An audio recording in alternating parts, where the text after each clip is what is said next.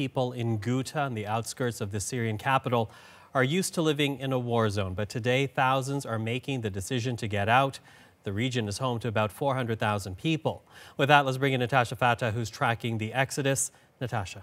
Michael, they're making the decision to get out because they finally received the opportunity to get out. Now, this is after we're hearing from SANA, the national news agency, that in fact, the Syrian regime has been able to take control of a series of areas in and around eastern Ghouta. This is after 2 weeks of non-stop bombardment in the area. Now, we've just moments ago heard from the Syrian regime, specifically from the Syrian President Bashar al-Assad, and he said they're going to continue their operation while they're bombing out what they describe as the terrorists and the Islamists on the ground so that the people of Ghouta can get out. Now remember that this area has been controlled by people who are described as rebels for the past 7 years while the civil war has been going on.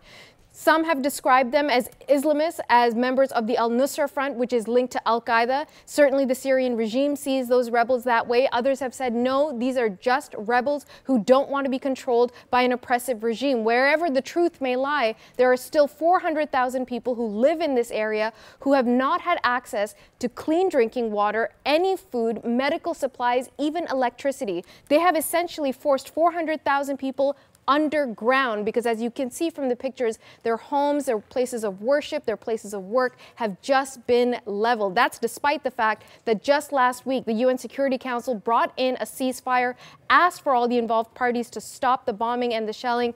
Nobody has stopped, but now there is some space, and so we understand that thousands have fled their homes. They're going westward where there's slightly less fighting and a possibility for some safety. So people are trying to get out, but aid is not getting in. What's stopping this all? Well, it's the ongoing violence. And again, we've heard from the United Nations today. They say they've got anywhere from 40 to 45 trucks filled with food, with water, with medical supplies desperately needed for the people inside Ghouta, but they can't get in, and they say they will not go in.